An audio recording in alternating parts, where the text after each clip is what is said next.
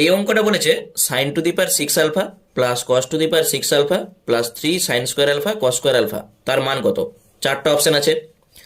তাহলে প্রথমে এইটাকে আমরা ভাঙবো সাইন স্কোয়ার আলফার হোল কিউব প্লাস এইটাকে লিখব কস স্কোয়ার আলফা তার whole cube plus 3 sine square alpha cos square alpha. A cube plus B কিউবের যে সূত্র হয় এ প্লাস বি তার whole cube minus 3ab into A plus B. তাহলে এ প্লাস বি তার whole cube minus 3 A B into A plus B হয়, এটি A আর এইটি হচ্ছে বি, আর এখানে plus 3 sine square alpha cos square alpha থাকলো।